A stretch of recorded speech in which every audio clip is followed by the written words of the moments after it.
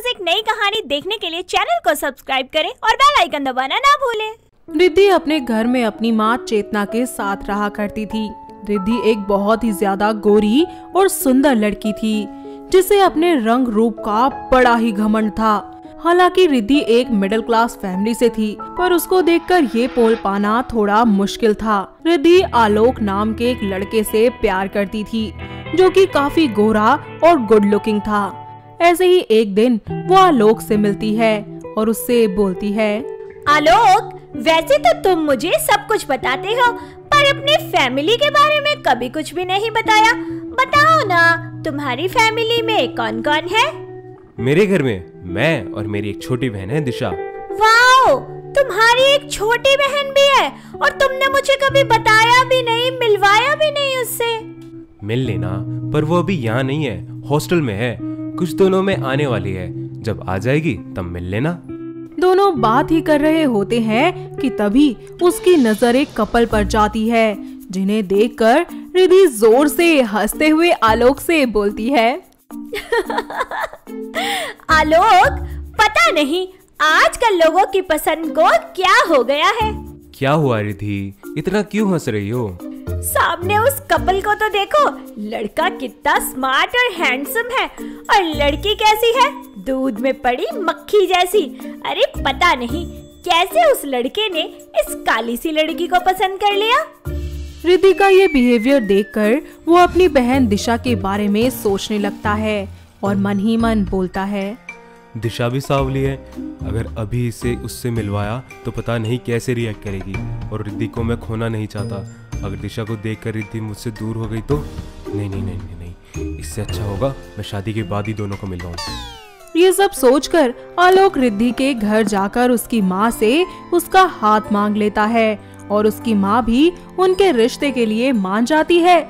जिसके बाद कुछ ही दिनों में वो दोनों शादी करने के लिए कोर्ट जाते हैं, जहाँ रिद्धि आलोक से बोलती है, क्या आलोक, अब तो दिशा भी आ चुकी है और आज के दिन भी तुम उसे लेकर नहीं आए?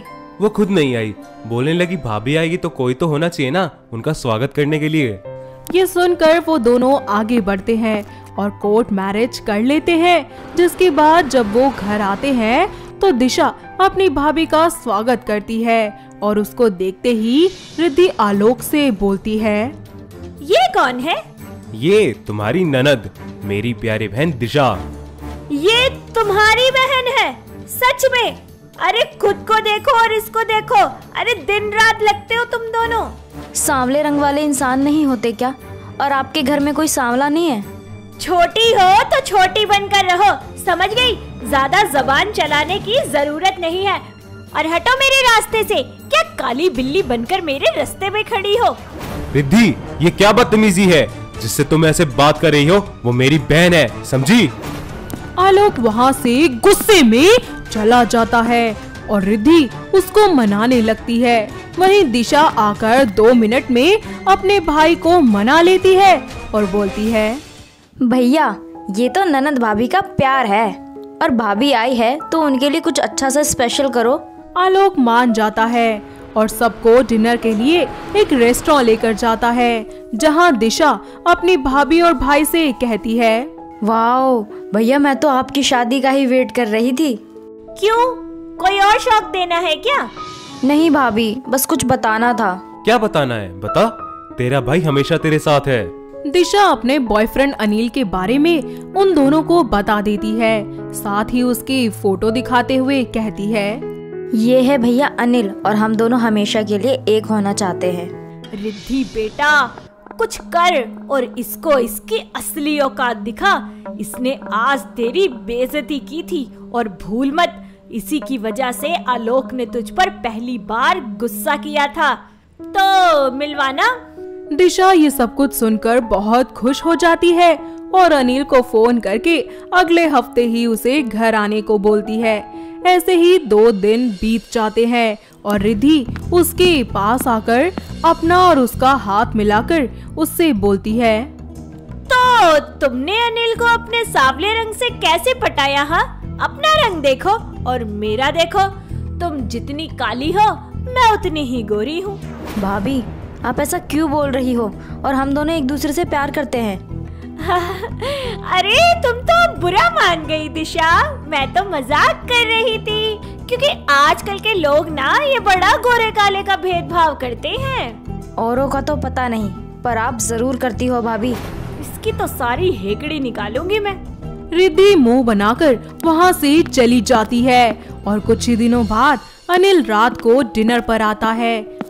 सभी आपस में एक दूसरे से बातें करते हैं और थोड़ी देर बाद सब मिलकर वहाँ से जाने लगते हैं। तभी बाहर जाकर रिद्धि अनिल को रोककर उससे कहती है, आप तो अच्छे घर से लग रहे हैं। आपकी शादी किसी ऐसी लड़की से ना हो जो आपके घर की बहू बनने लायक ना हो। भाभी, ये आप कैसी बातें कर रही हो? मुझे पता था कि आप मेरी बातों का यकीन बिल्कुल नहीं करेंगे, इसीलिए मैं आपको कुछ दिखाना चाहती हूँ। रिद्धि अनिल को दिशा की कुछ गंदी सी पिक्चर्स दिखाती है जिसमें वो किसी और के साथ होती है। ये सब देखकर अनिल बिना दिशा से कुछ बात किए उसे हमेशा के लिए ब्लॉक कर देता है और अपनी जिंदगी से बाहर निकाल देता है। अनिल का ऐसा रवैया देखकर दिशा को कुछ समझ नहीं आता और वो अकेले रहना शुरू कर देती है। पर आलोक अपनी बहन से बोलता है, दिशा, अगर किसी ने तुम्हें धोखा दे दिया तो इसका मतलब ये नहीं कि तुम उस इंसान के लिए हमसे रिश्ता तोड़ दो। आलोक, तुम सही कह रहे हो। मुझे तो लगता है कि अनिल ने दिशा को उसके सांवरे रंग की वजह से छोड़ा होगा। तुम ही देखो ना, कहाँ वो इतना गोरा चिट्टा और कहाँ हमारी दिशा। मैं थोड़ी देर अकेला रहना चाहती हूँ बस। आलोक अपनी बहन को संभाल ही रहा होता है कि तभी रिद्धि के पास एक अननोन नंबर से फोन आता है और उसको पता चलता है कि उसकी माँ का एक्सीडेंट हो गया और उनके इलाज के लिए 4 लाख रुपए हॉस्पिटल में जमा करने हैं। वो ये बात अपने पति को बोलती है और आलोक अपनी सेविंग्स और दिशा की शादी के पैसे सब कुछ जोड़कर 4 लाख जमा नहीं कर पाता। पर दिशा के पास 1 लाख रुपए होते हैं तो वो ये पैसे अपनी भाभी को देकर उनसे कहती है, भाभी आप टेंशन मत लीजिए, सब ठीक हो जाएगा और आप मेरे से कुछ पैसे भी ले लो। रिद्धि दिशा को ऐसे अपनी हेल्प करते हुए देखकर उसे अपनी गलती का एहसास हो जाता है और वो उन सारे पैसों को जमा करके अपनी माँ की जान बचा लेती है। और जब उसकी माँ को होश आता है तो वो हॉस्पिटल में सबके सामने दिशा से माफी मांगते हुए बोलती है, दिशा, मुझे माफ कर दो। मैं हमेशा ही तुम्हारे इस सांवले रंग से जलती रही और खुद को तुमसे ऊंचा दिखाने के लिए मैंने हमेशा ही तुम्हारे साथ गलत किया, जबकि तुम्हारी तो कोई गलती भी नहीं थी। क्या हुआ भाभी, अब साफ साफ बोलिए। तुझसे क्या गलती हो गई मेरी बच्ची? कहीं तूने कुछ ऐसा तो नहीं कर दिया जो तुझे नहीं करना चाहिए था? रिद्धि रोते हुए अपना पूरा सच बताती है कि किस तरह उसने अनिल को दिशा से दूर किया और ये सब पता कर वो अपनी गलती को सुधारने के लिए उनसे एक मौका मांगती है। सभी लोग उस पर बहुत गुस्सा होते हैं पर उसे ऐसे माफी मांगता हुआ देखकर उसे एक मौका दे देते हैं। रिद्धि सब कुछ पहले की तरह ठीक कर देती है। अब कुछ ही दिनों बाद दिशा की शादी भी अनिल से हो जाती है और दोनों ननंद और भाभी अपने अपने घर में खुशी खुशी रहने लगती हैं। जिसके बाद रिद्धि भी गोरे और सांवले रंग में भेदभाव करना छोड़ देती है। तो दोस्तों, कैसी लगी आपको हमारी ये गोरी बहू और सांवली ननंद की कहानी? क्या आपके घर के आसपास भी है कोई ऐसी ननंद भाभी? अगर हाँ तो उन्हें ये वीडियो दिखाइए और हमें कमेंट करके बताइए। दोस्तों, अगर आपको ये कहानी पसंद आई तो इसे लाइक करें, शेयर करें और कमेंट करके बताएं कि कहानी में आपको सबसे अच्छा क्या लगा।